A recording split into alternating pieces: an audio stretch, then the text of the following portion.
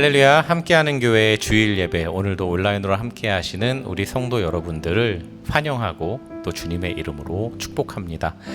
저희가 지난주에 새로운 찬양을 한 곡 불렀죠. 거친 길 위를 걸어갈 때도 라는 마커스 찬양인데요. 이 가사 맨 마지막 부분에 이런 가사가 있습니다. 주의 마음이 닿은 내 삶에 저민 슬픔을 씻으시는, 여기서 저민 슬픔이라는 표현이 있는데 슬픔이 점이었다라는 것은 정말 그 슬픔이 우리의 삶 가운데 너무 깊숙이 오랫동안 박혀 있어서 거기에서 헤어나오지 못한 어떤 우리의 인생을 표현하는 것 같습니다. 우리는 그렇게 아픔에 슬픔에 쉽게 익숙해지고 또 낙담하는 존재들이지만 그럼에도 불구하고 우리를 붙잡아 주시고 또 새로운 은혜로 오늘도 인도하여 주시는 우리 하나님의 놀라운 은혜로 또 찬양하기 원합니다. 내 삶의 주인이 되어주시고 또 이 온 만방의 역사의 주인이 되시는 우리 하나님의 영광이 이곳 가운데 임할지어다, 우리 선포하며 함께 찬양하겠습니다.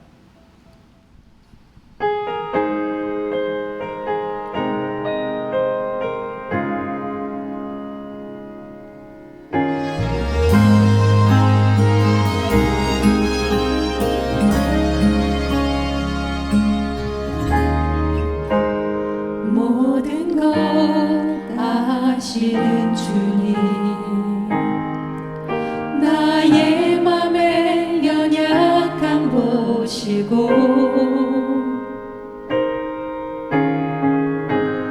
부족한 그 모습대로 주님 마음을 새겨주시네.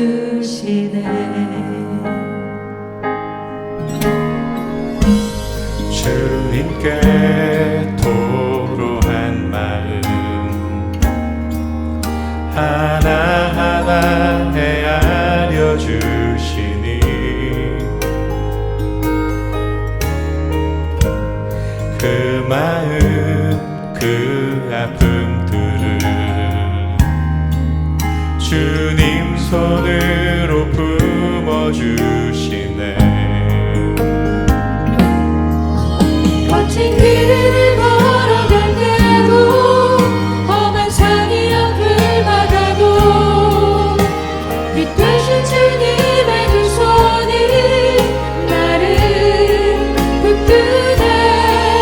주의 마음이 닿은 내 삶에 저민 슬픔을 씻으시는 주님을 찬양, 주 이름을 찬양하네.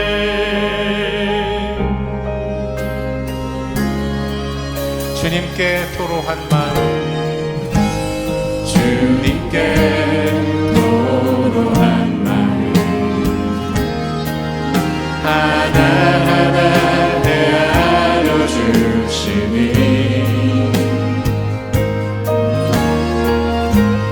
그 마음 그 아픔들을 주님 손으로 주시네. 거친 길을 걸어갈 때도 거친 길을 걸어갈 때도 험한 산이 앞을 막아도 빛 되신 주님의 두 손이 나를 붙드네. 주의 마음이 닿은 내 삶에 저민 슬픔을 씻으시는 주님을 찬양, 주 이름을 찬양하네. 거친 길을 걸어갈 때도 거친 길을 걸어갈 때도 험한 산이 앞을 막아도 빛 되신 주님의 두 손이 나를 붙드네. 주의 마음이 닿은 내 삶에 저민 슬픔을 씻으시는 주님을 찬양, 주 이름을 찬양하네.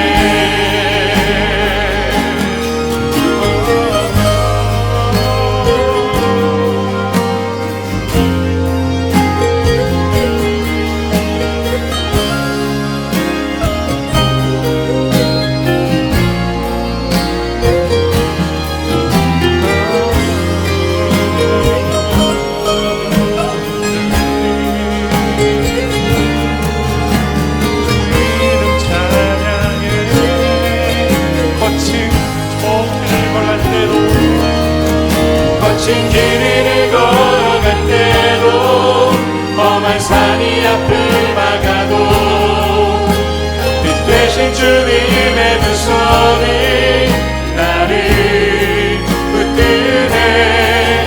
주의 마음이 닿은 내 삶에 점인 슬픔을 씻으시는 주님을 찬양, 주 이름을 찬양하네.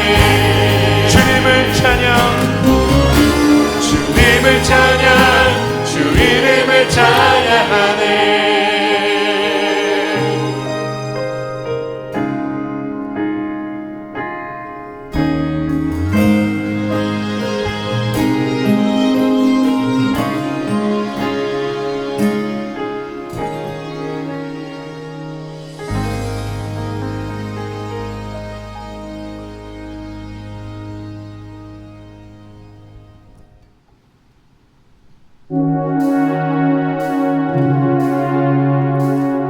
시온의 영광이 빛나는 아침, 시온의 영광이 빛나는 아침, 어둡던 이 땅이 밝아오네.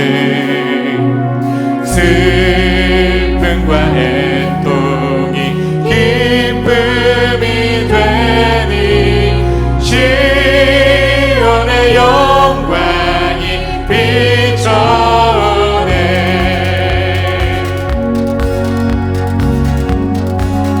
시온의 영광이, 시온의 영광이 빛나는 아침, 매였던 종들이 돌아오네. 오래전 선지자 꿈꾸던 복을 만민이 다같이 누리겠네.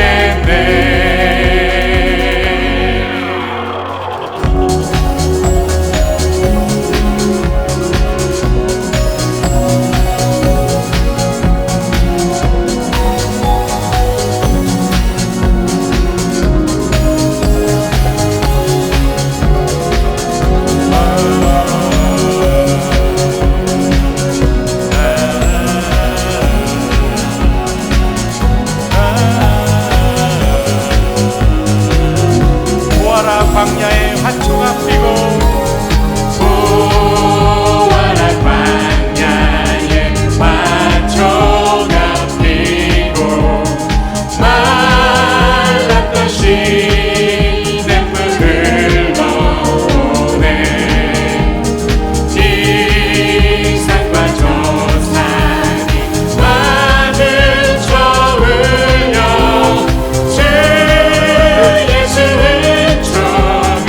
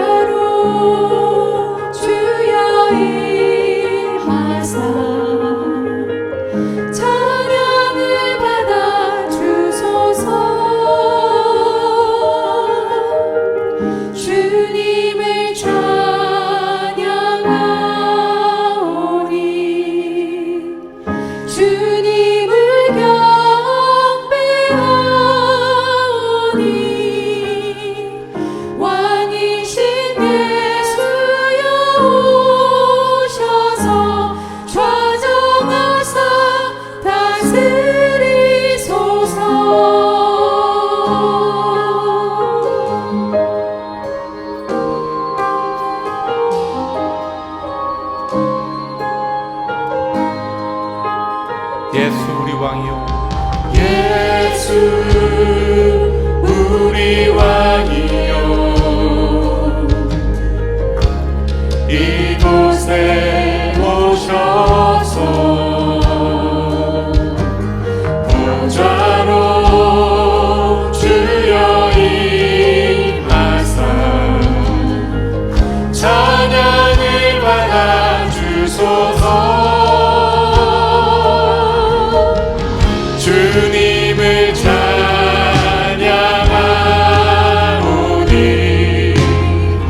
주님을 경배하오니 왕이신 예수여 오셔서 좌정하사 다스리소서.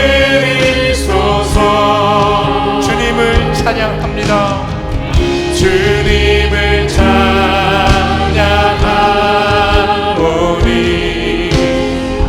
주님을 경배하오니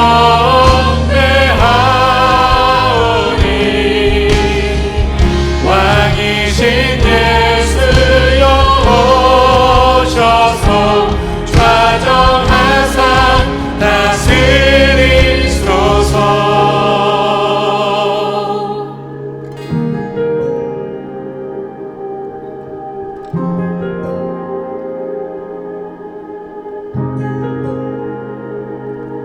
좌정하사 다스리소서. 좌정하사 다스리소서. 좌정하사 다스리소서. 좌정하사 다스리소서.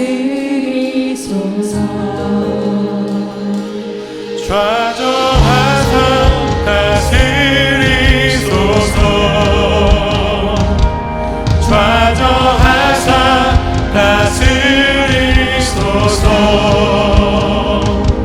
좌정하사 다스리소서. 좌정하사 다스리소서.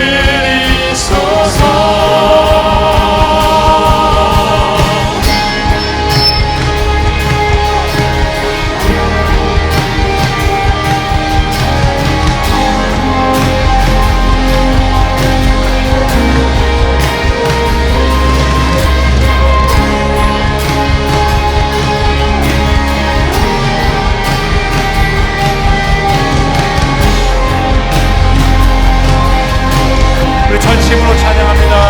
주님을 찬양하오니 주님을 찬양하오니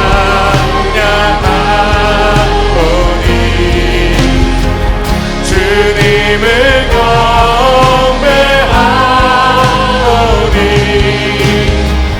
왕이신 예수여 오셔서 좌정하사 다스리소서.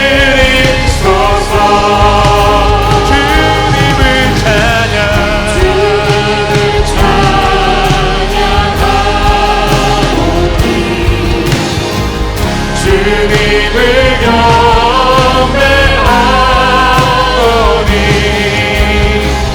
왕이신 예수여 오셔서 좌정하사 다스리소서.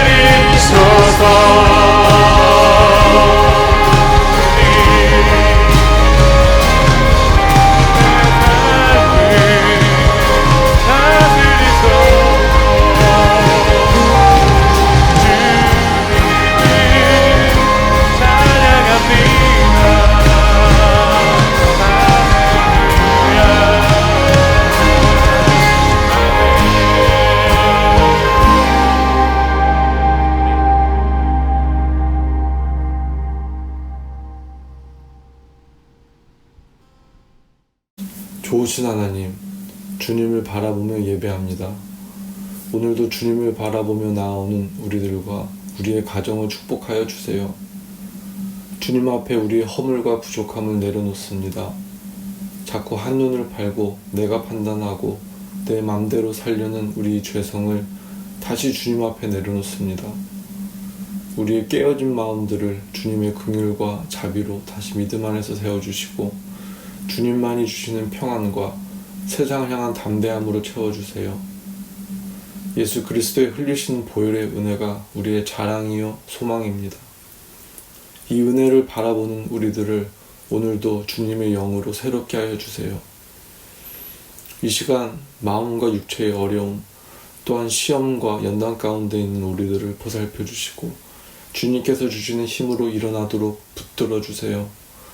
특별히 암투병으로 고생하는 우리 지체를 기억하여 주시고 그와 그 가정의 목자 되시는 주님께서 선한 길로 인도하여 주실 것을 믿습니다. 함께하는 교회를 세우시고 인도하시는 주님, 이곳을 향한 주님의 계획과 뜻이 온전히 이루어지기를 기도합니다. 우리의 리더십을 축복하여 주시고 각 지체들 또한 주님 안에서 강건하여 우리에게 맡겨주신 복음을 위한 사역들이 아름다운 열매를 맺도록 인도하여 주세요. 이 교회의 머리가 되신 예수님을 바라보며 함께 연합하는 공동체가 되도록 또한 인도하여 주세요. 오늘도 예배하는 이 자리에서 우리의 마음과 입술로 예수님을 향한 감사의 고백과 찬양을 드립니다. 또한 말씀을 들으며 하나님께서 주시는 음성을 마음에 품도록 성령님께서 인도해 주세요. 모든 것을 감사드리며 예수님의 이름으로 기도하였습니다.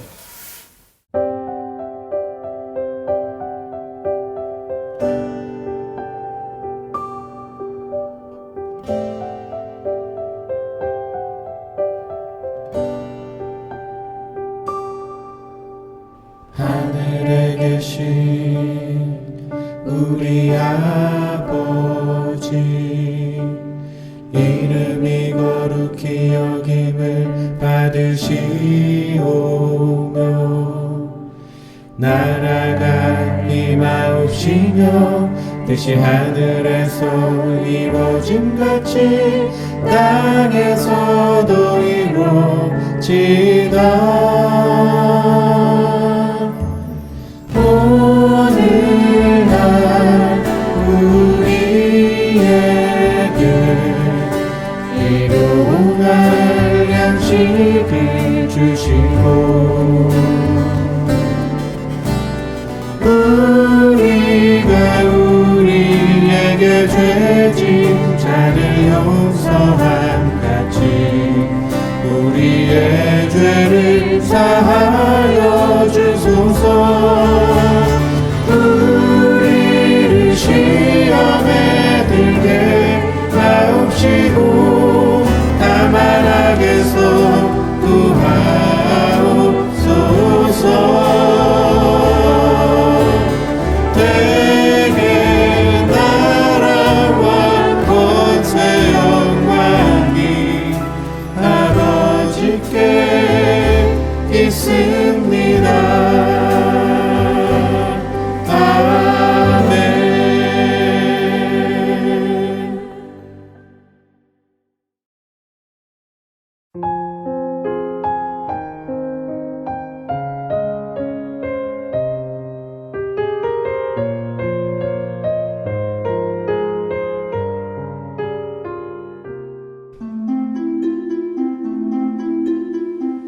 그러므로 남을 판단하는 사람아, 누구를 막론하고 내가 핑계하지 못할 것은 남을 판단하는 것으로 네가 너를 정죄함이니 판단하는 내가 같은 일을 행함이니라.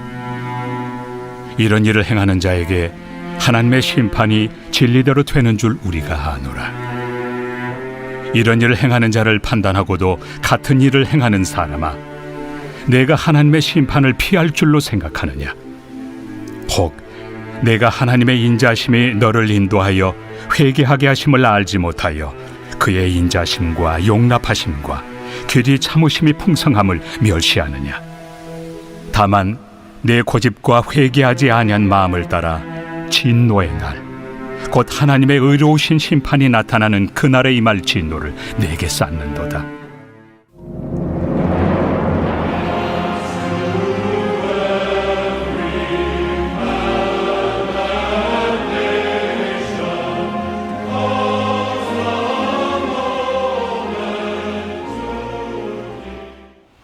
네, 안녕하십니까. 유영석 목사입니다. 오늘도 인터넷 주일 예배 가운데 오신 성도님들 주님의 이름으로 환영합니다. 네, 오늘부터는 이제 로마서 2장의 내용으로 함께 들어가 보겠습니다. 자, 이 1장의 내용을 여러분 머릿속에 숙지하고 계시죠? 네, 1장의 내용의 결론이 뭐였나요? 1장은 한마디로 나는 누구인가, 당신은 누구인가, 우리 인간이라는 존재는 어떤 존재인가, 우리는 근본적으로 하나님을 인정하기를 싫어하는 존재요.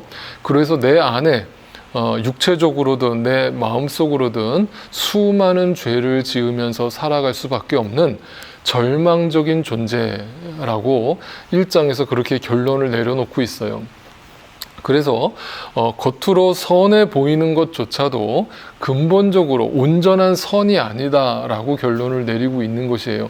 그러니까 사람은 속일 수 있어도 하나님은 속일 수 없다라는 그 대전제가 깔려 있어요. 그러나 그 모든 그 죄를 내가 걷어낼 수 있는 유일한 길이 있는데 그것은 오직 믿음이다. 그 믿음은 하나님의 선물이다. 하나님의 은혜로 주어지는 것이다. 이 이제 대전제로 서론을 시작하고 있어요. 그러면 이제 이 1장의 내용은요, 근본적으로 안 믿는 사람들에 대한 이야기라는 걸 우리가 금방 알 수 있어요. 그래서 이제 어떤 분들은 교회 안에서 이제 신앙생활 하시는 분들은 로마서 1장의 내용을 읽으면서 아, 참 불쌍한 사람들이다. 이렇게 사는 사람들 참 안타깝다. 아, 근데 나는 과거에 솔직히 나도 이런 사람이었지만 이제 나는 그걸 졸업했어. 나는 더 이상 그런 존재는 아니야. 라면서 이 1장을 가볍게 읽고 넘어가시는 분이 계실지 모르겠어요. 그런데 오늘 2장에 가면서 이제 충격을 받는 거예요. 2장에 딱 들어가면서요, 사도 바울이 갑자기 그 안 믿는 사람, 불신자들에게 너희는 죄인이다 라면서 던졌던 1장의 그 화살을 갑자기 유대인들, 당시 유대인들, 우리 믿는다라고 하는 사람들에게 그 화살을 돌리면서 그러면 너희는 어때? 라면서 이렇게 갑자기 화법을 확 바꿔버리거든요. 그러니까 당시에 이 로마서를 읽었던 로마 교인들은요, 2장에 딱 들어서면서 굉장히 큰 충격을 받았을 거예요. 우리는 1장을 읽으면서 이런 참 안타까운 사람들 이러면서 읽다가 2장에 와서 갑자기 우리한테 그 화살을 돌리니까 제가 지난주 말씀드렸던 그 가늠하다 현장에서 붙잡혀온 여인에게 돌을 들려고 하다가 갑자기 돌을 내려놓게 되는 그 순간을 2장에서 맞이하게 되는 것이에요. 자, 오늘 설교 제목에서 금방 아셨던 것처럼 한마디로 너희는 어때? 너희는 그러면 깨끗해? 라면서 너희는 함부로 남을 판단할 자격이 있어? 네, 이렇게 이제 질문을 던지면서 우리한테 큰 경종을 울리고 있는 것이죠. 자, 이제 오늘 본문을 여러분 제가 들어가기 전에 혹시라도 이제 오해를 하실까봐 제가 미리 말씀드릴 게 있어요. 옛날에 이제 저 어릴 적에 목사님들은요, 이 본문을 가지고 설교를 하시면서 많은 경우 이렇게 설교를 하셨어요. 성경에 분명히 써 있지 않느냐? 남을 비판하지 말라, 남을 판단하지 말라. 그러니까 교회에도 함부로 비판하지 마시고 목사가 때로는 흠이 있어도 함부로 비판하지 마세요. 그것은 하나님께 죄를 짓는 것입니다. 라면서 설교를 하시는 목사님들이 많이 있으셨어요. 그런데 성경을 조금만 아는 사람이라면 그 설교가 틀린 설교라는 걸 금방 알 수 있어요. 왜냐하면 우리말로 성경에서 넌 아무도 비판하지 말라라는 그 예수님의 말씀을 비판이라는 우리말로 해석을 했기 때문에 오해가 생긴 것인데, 자, 비판이라는 말은요, 우리말의 뜻은 부정적인 뜻만 있는 것은 아니거든요. 긍정적인 요소도 들어가 있어요. 자, 무언가 어떤 일을 할 때 그 프로젝트가 더 발전되려면, 또 어떤 공동체가 더 앞으로 나아가려면 건강한 비판이 선행되어야 해요. 네, 비판이 없는 발전이란 있을 수가 없거든요. 그러니까 건강한 공동체라는 것은 건강한 비판을 수용하는 공동체를 뜻해요. 그래서 어떤 나라가 됐든 어떤 회사가 됐든 교회가 됐든 어떤 사람들이 모여 있는 그룹은요, 반드시 건강한 비판이 자유롭게 오고 가야만 그 공동체가 고립되어 있지 않고 한 곳에 정체되어 있지 않고 앞으로 발전될 가능성이 높아지는 거예요. 그런 의미에서 교회는요, 비판이 필요해요. 건강한 비판이 필요해요. 그런데 성경에서 비판하지 말라는 그 말의 뜻은 정확하게 표현하면 비판이 아니라 비난을 하지 말라는 거예요. 그러니까 비판과 비난은 엄격하게 달라요. 어떻게 다른가? 자, 비판이라는 것은 첫 번째 이런 기준이 있어요. 내 시각과 내 추측과 내 판단으로 그 비판을 한다면 그것은 비난이 될 가능성이 높아요. 이게 무슨 말인가? 자, 우리 사람은요, 눈을 가지고 있고 귀를 가지고 있는데 그것이 나 중심적이잖아요. 그러니까 그 눈이라는 것이 내 마음속에 있지는 않단 말이에요. 그래서 내 마음속에 눈을 갖기 위해서는요, 많은 시간이 필요해요. 많은 말씀을 거울 삼아서 나 자신을 비춰보고 묵상과 경건 생활을 통해서 비로소 내 내면의 눈을 갖게 되거든요. 그런 사람은 성숙한 사람으로서 나 자신을 들여다볼 수 있게 돼요. 그러나 대부분의 사람들은요, 바깥을 보는 이 외관적인 눈만을 갖고 있기 때문에 누군가를 판단한다고 할 때, 비판한다고 할 때 내 눈으로 본 것만을 가지고 판단하는 경우가 허다해요. 그렇죠? 그러니까 어떤 내 눈에 그 사람의 잘못된 행동이 보였어요. 그리고 오해의 소지가 충분히 있는 거를 내 눈에 봤어요. 그러면 어떻게 해야 되는가? 첫 번째, 그 사람한테 다가가서 그 사람과 그것을 놓고 진지하게 대화를 시도해 보라는 거예요. 네. 그래서 혹여라도 내가 본 것이 정말 정확한 것인지를 확인하고, 네, 그 사람이 오해가 있으면 오해의 자신의 설명을 또 듣고, 이런 과정을 통해서 비판을 해도 늦지 않거든요. 그런데 그 사람의 얘기는 들어보지도 않은 채 자신의 눈으로 본 것만을 가지고 또는 자신의 추측만 가지고 그 사람을 비판하고 하는 것은 비판이 아니라 비난이 되는 거예요. 저도 예전에 이제 개척을 시작하면서 이제 그 소위 말하는 비난을 받게 됐는데 아무 근거 없어요. 근데 말 그대로 헛소문이고 말 그대로 만들어진 가짜 뉴스거든요. 그런데 아무도 저한테 와서 그것이 어떻게 된 일입니까? 라고 물어보는 사람이 없는 거예요. 근데 물어보면 제가 대답을 해줄 거 아니에요. 그런데 아무도 물어보는 사람 없이 자기들끼리 얘기하고 자기들끼리 그렇게 소문을 만들어내는 걸 제가 보면서 안타깝다라는 생각을 했거든요. 자, 첫 번째 기준, 내 눈으로 본 것이 사실이 되려면 그 사람과 충분히 대화를 하고 비판을 해도 늦지 않다.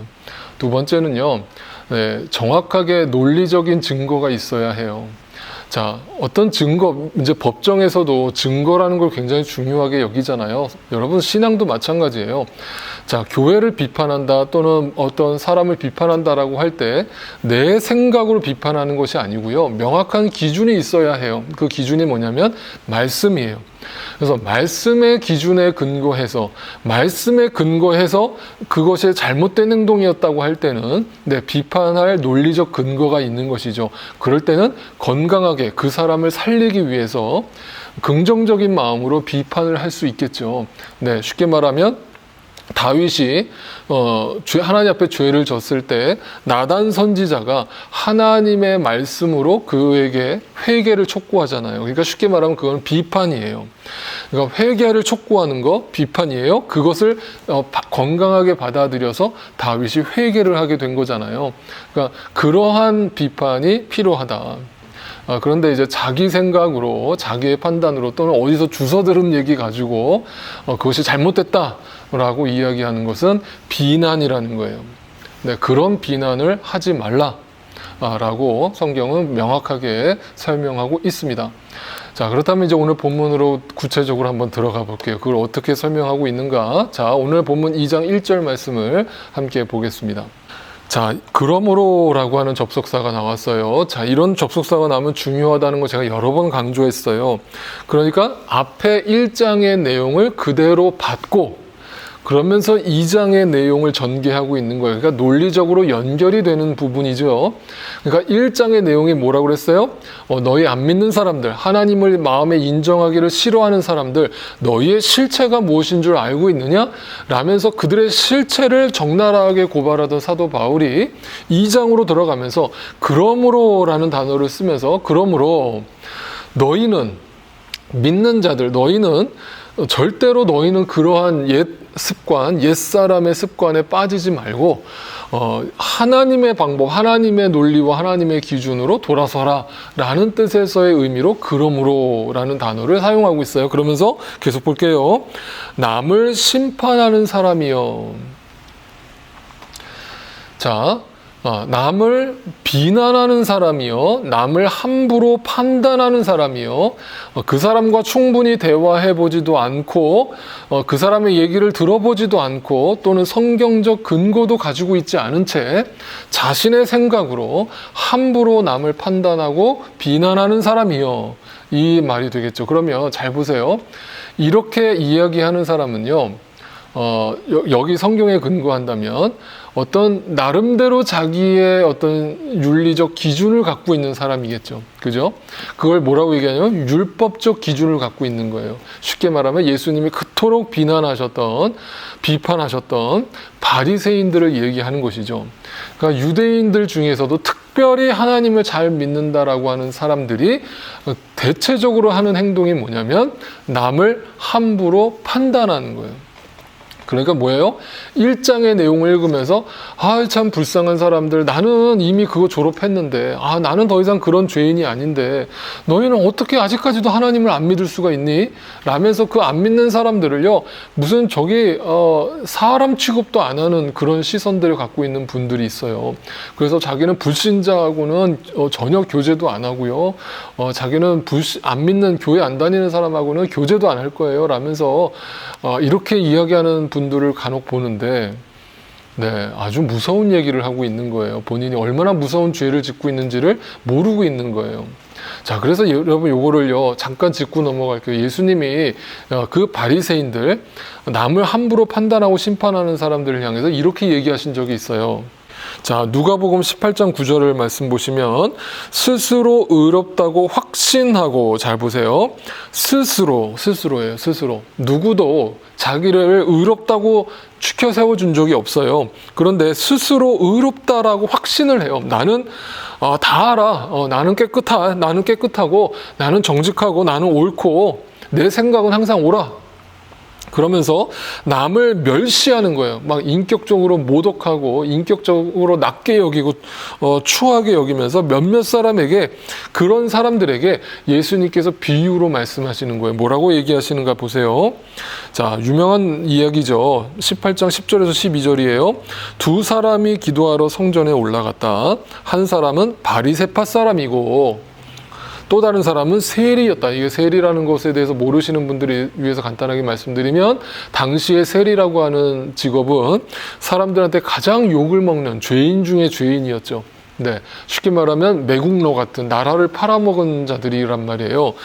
그런 존재랑 이렇게 비유를 하시는 거예요. 그러니까 겉으로 보여지는 의인과 죄인을 비유로서 말씀하시는 거예요. 바리새파 사람은 서서 혼잣말로 이렇게 기도하였다. 하나님 감사합니다.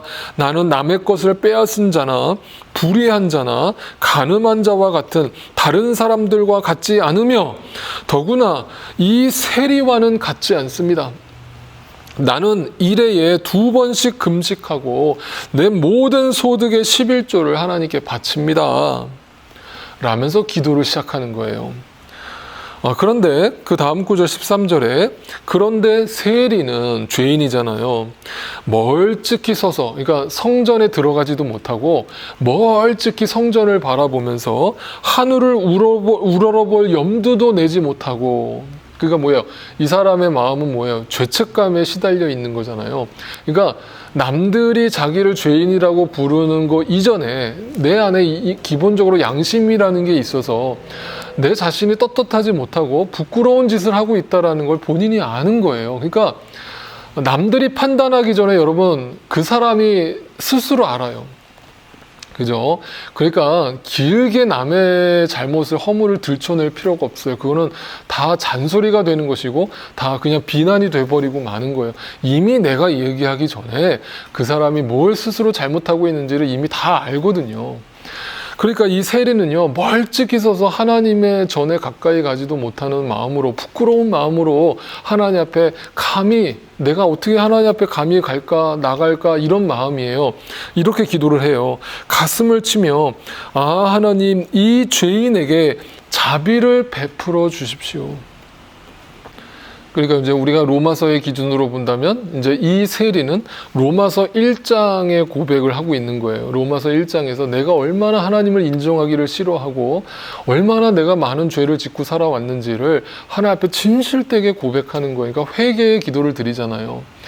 그러면 그런데도 불구하고 지금 이거는 하나님 앞에 기도하고 있단 말이에요. 그러니까 사람들이 볼 때는 여전히 세리가 죄인이고 바리새파 사람들은 의인으로 보이는 거예요. 믿음 좋은 사람으로 보이는 거예요. 그러면 이제 하나님의 판단을 우리가 함께 들어볼까요? 자, 15절이에요. 내가 너희에게 말한다. 의롭다라는 인정을 받고서 자기 집으로 내려간 사람은 저 바리새파 사람이 아니라 이 세리다. 여러분, 이게 엄청난 충격이고 반전이라는 거를 여러분 아셔야 돼요. 오늘날 이 시대에 지금 2021년도에 우리가 이 말씀을 들어도 야, 정말 예수님의 말씀은 정말 탁월하다, 놀랍다. 어떻게 이런 시각을 가지실 수 있지? 아, 나도 정말 이런 시각을 갖고 싶다라고 생각이 들잖아요. 그런데 지금으로부터 2000년 전에 예수님이 이런 말씀을 전하셨다는 건요, 당시 사람들한테는 정말 충격인 거예요. 충격적인 거예요. 아니, 어떻게 바리새파 사람보다 저 세리가 의인이라는 거야? 이건 말도 안 돼. 이 기준은 도대체 어디서 나온 거야? 이 세상의 법으로 보면 분명히 저 사람이 의인이고 이 사람이 죄인인데 어떻게 하나님은 이런 판단을 내리실 수 있는 거야? 제가 그래서 말씀드렸잖아요. 사람은 속일 수 있어도 하나님은 속일 수 없다고요.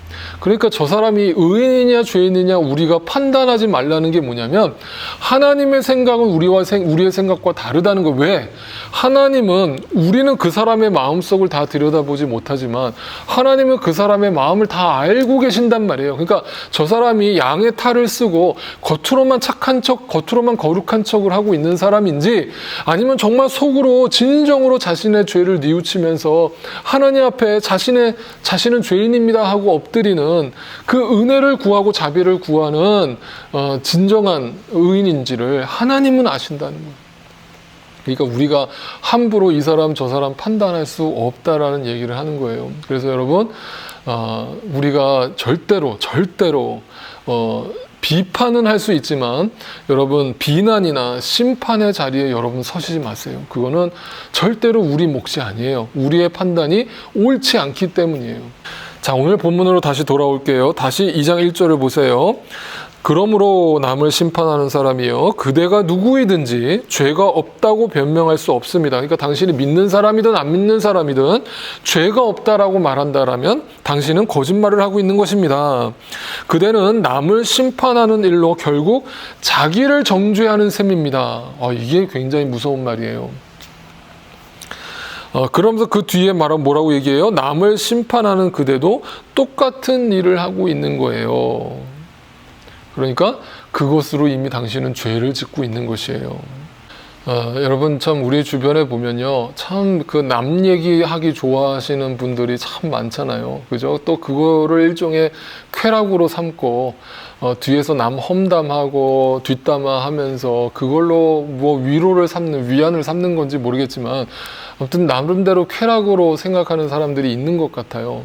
근데 저는 그런 사람들 보면 되게 불쌍하게 보이거든요. 이제는 처음에는 막 화도 나고 당장 가서 저 사람하고 대화를 해서 매듭을 짓고 싶고 오해를 풀고 싶고 막 그런 마음이 간절했어요. 근데 제가 이제 저도 목회자로서 이 성경의 말씀을 더 내 삶 속에 적용해가는 사람으로서 하나님 말씀을 들여다볼 때 그냥 불쌍해요. 불쌍하고 진심으로 그 사람을 위해서 기도가 나와요. 이제는 하나님 저 영혼 불쌍하게 여기시고 저 죄가 얼마나 무서운 죄인지를 알고 스스로 뉘우칠 수 있도록 해주세요.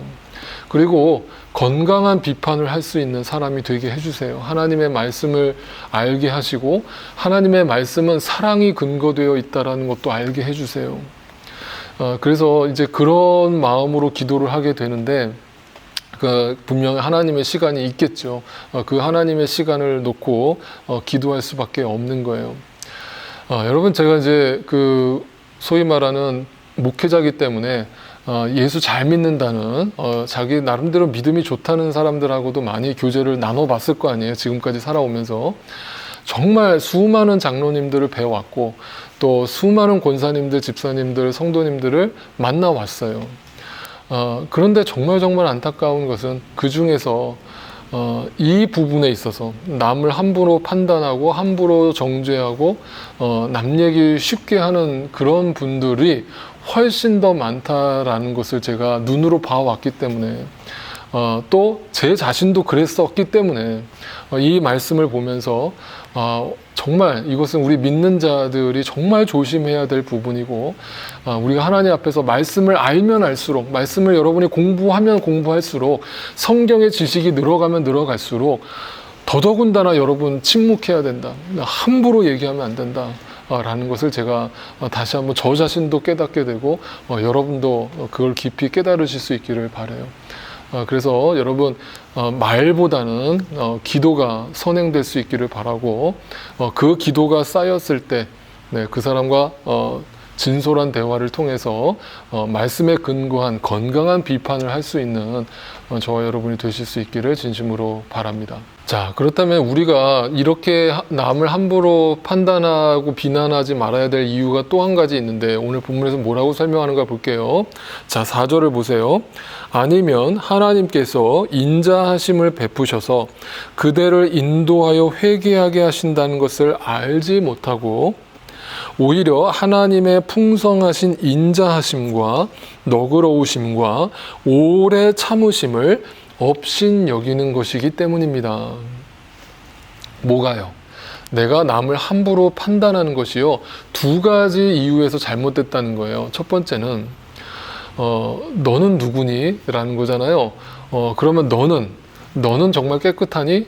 라고 물었을 때 너는 어떤 존재인데 네가 지금 여기까지 어떻게 살아왔는데 하나님의 은혜 때문 아닌가? 하나님의 은혜와 보살핌이 없었으면 너라는 존재가 여기까지 올 수 있었을 것 같아? 불가능하다는 거 벌써 잊어버렸어? 너는 처음부터 의인이었던 것 같아? 처음부터 믿는 사람이었던 것 같아? 이 질문이에요. 그러니까 내가 어떤 은혜를 받은 존재인가를 망각한 거예요. 그러니까 함부로 남을 판단하는 거예요. 두 번째 이유는 뭐냐면 내가 그렇게 용서를 받았다면, 내가 하나님 앞에 진실되게 회개를 했을 때 나를 하나님이 그렇게 너그러우심으로 참아주시고 품어주셨다면 왜 저 사람은 안 품어주겠냐는 거예요.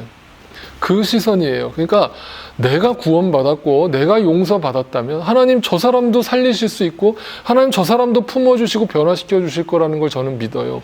이 시선이 우리한테 사라지기 때문에 자꾸 판단을 하게 되는 거예요. 그러니까 여기서 분명히 써 있어요. 하나님의 오래 참으심과 하나님의 너그러우심과 하나님의 그 풍성하신 인자하심을 믿으라는 거예요. 그 믿으라는 말은 하나님의 때가 있다라는 얘기예요. 그래서 지금 내 눈에는 절대로 저 사람이 안 변할 것 같고 저 사람이 정말 지옥 가기 일보 직전인 사람인 것처럼 보이지만 중요한 것은 그 사람이 하나님의 시간 속에서 여전히 진행되어지고 있다라는 사실, 언젠가 분명 하나님은 저 사람을 변화시킬 거라는 그 분명한 믿음으로 우리도 함께 기다리는 것이 답인 거예요. 그래서 주님의 때를 기다릴 수 있는 그런 넉넉한 마음을 가진 사람이 저는 크리스찬의 마음이라고 생각을 해요. 여러분 다 그 인자하심과 긍휼하심의 마음이 여러분 마음속에 풍성하게 자리 잡게 되시기를 다시 한번 주님의 이름으로 축복합니다. 마지막 5절 말씀을 볼게요. 그대는 완고하여 회개할 마음이 없으니 하나님의 공정한 심판이 나타날 진노의 날에 자기가 받을 진노를 스스로 쌓아 올리고 있는 것입니다. 자, 이 무서운 단어가 두 개가 등장을 했는데 그냥 남을 비판하고 남을 함부로 판단하는 것이 그냥 아무렇지도 않은 일인 양 대수롭지 않게 넘어갈 수 있을 것 같은데 성경은 어느 정도로 이걸 무섭게 얘기하냐면 진노의 날을 등장시켜요. 진노의 날이 뭐냐면 하나님이 심판하시는 날이잖아요. 그러니까 그 날은 모든 진실이 다 드러나는 날이에요. 그러니까 양의 탈을 쓰고 있던 뭐 겉으로 죄인으로 살아갔던 그 모든 선과 악이 명확하게 드러나는 그 진노의 날, 심판의 날이 올 거라는 거예요.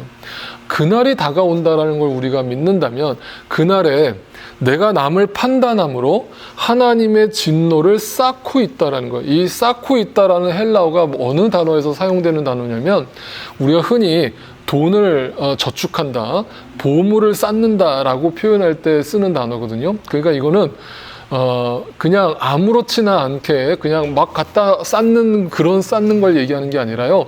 나름대로 차곡차곡 정성스럽게 그 죄를 쌓고 있다라는 뜻이에요. 이 말은 뭐냐면 자기가 그러한 죄를 짓고 있는지를 모른다는 얘기를 하고 있는 거예요. 이게 정말 무서운 얘기를 하는 거예요. 여러분 잘 보세요. 남을 함부로 판단하기를 좋아하는 사람은요, 자신이 그렇게 남을 함부로 비난하고 판단하고 있는 사람이라는 거를 몰라요. 네, 그게 엄청나게 무서운 죄라는 거, 하나님이 그거는 심판하실 거라는 거를 몰라요. 모르니까 계속 그렇게 하는 거예요. 그죠? 그걸 알면 누가 그렇게 무서워서 겁나서 그런 짓을 함부로 하겠어요. 그런데 정성스럽게 차곡차곡 그 죄를 쌓고 있는 거예요. 하나님 앞에서. 하나님이 그걸 보고 계시는 거겠죠. 그러니까 이렇게 생각하세요. 내가 근거 없이 함부로 남의 얘기를 하고 남을 비난하고 남을 이렇게 판단할 때 그것은 하나님 앞에 진노의 날에 죄를 쌓는 것이고 진노를 쌓는 것이고, 그것은 내가 그런 존재인지를 나는 까마득히 모른 채 정성스럽게 차곡차곡 그것을 죄를 쌓고 있는 것이다. 네, 이것을 지금 사도 바울이 경고하고 있는 거예요. 그러니까 너희 믿는다고 하는 사람들이요, 함부로 남을 판단하지 말라. 함부로 남을 정죄하지 말라. 너희가 어떻게 구원받았는지, 너희가 어떻게 하나님의 은혜와 자비를 받았는지를 기억하고, 그 사람들도 언젠가 하나님의 때에 하나님의 뜻 가운데 변화될 거, 구원받게 될 거라는 사실을 믿고 그 사람들을 위해서 중보하라. 그 사람들을 긍휼히 여기는 마음으로, 하나님의 마음으로 기도하라. 네, 그것이 우리가 해야 될 전부다 이야기를 하고 있습니다. 오늘 말씀을 정리할게요. 여러분, 우리가 남을 함부로 판단하고 남을 함부로 비난하는 이유가 뭘까 생각해 보면 내 마음의 시선이 좁아지기 때문인 것 같아요. 네, 내 마음에 스페이스가 없고 내 마음에 여유가 없으면요, 모든 것이 남에 대한 짜증과 남에 대한 비판과 남에 대한 원망으로 사람이 나가게 돼 있거든요. 그럴 때 우리가 해결할 수 있는 유일한 방법은 뭐냐면 내 내면의 시선을 그 십자가로 다시 돌리는 거예요. 그래서 예수 그리스도의 그 십자가, 남을 판단하고 심판하시는 것이 아니라 남을 용서하고 심지어 나 자신의 부인과 나 자신의 죽음으로, 네, 그 사랑으로 그 사람을 변화시킬 수 있다라는 그 복음의 핵심, 그 말씀으로 다시 돌아가는 거예요. 그럴 때 내 좁았던 시선이 다시 열리고요, 그 진리가 나를 자유롭게 하는 것을 경험하게 되실 거예요. 여러분, 절대로 주님 다시 오시는 그날에, 그 진노의 날에 여러분이 차곡차곡 그것이 얼마나 하나님 앞에 무서운 죄인지도 모른 채 남 얘기 쉽게 하고 함부로 남을 판단하는 그 무서운 죄를 여러분 더 이상 짓지 않으실 수 있기를 바라요. 그래서 우리 모두가 다 그 하나님의 시선을 가지고 하나님의 때를 믿고 기다리면서, 네, 그 사람을 위해서 중보하는 저희 모두가 다 되실 수 있기를 진심으로 바랍니다. 네, 늘 그 충만한 믿음으로 또 충만한 사랑의 시선으로 살아가시는 저와 여러분 되시기를 진심으로 소원합니다. 자, 축도로서 오늘 예배를 마치겠습니다. 이제는 우리를 죄와 사망 가운데서 구원하여 주신 예수 그리스도의 놀라우신 은혜와 하나님 아버지의 그 크신 사랑하심과 성령 하나님의 역사하심과 충만케 하심이 나의 비좁아진 시선 때문에 남을 함부로 판단하고 함부로 비난했던 나의 지난날의 모든 잘못을 주님 앞에 고백하고 다시는 그렇게 차곡차곡 내 무서운 죄를 쌓는 일들을 하지 않겠노라고, 멈추겠노라고 다시금 주 앞에서 소망하고 결단하고 또 회개하는, 그래서 더 하나님의 뜻대로 하나님의 마음과 하나님의 시선으로 살아가기로 다시금 소원하는 우리 사랑하는 모든 믿음의 식구들의 삶 가운데 이제로부터 영원토록 함께 하옵시기를 간절히 축원하옵나이다. 아멘. 내가 바라고 구하는 모든 일들과 나의 꿈과 오늘의 나 사이 그 넓은 거리 보기 원하는 일들에 멈춰서 내 비좁은 시선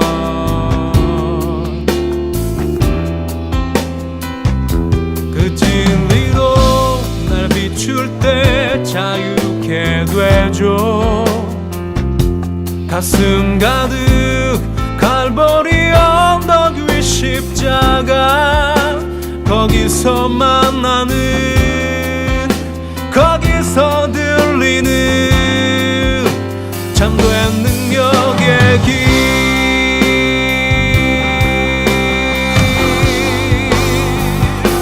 늘 익숙한 그 길에서 이제 벗어나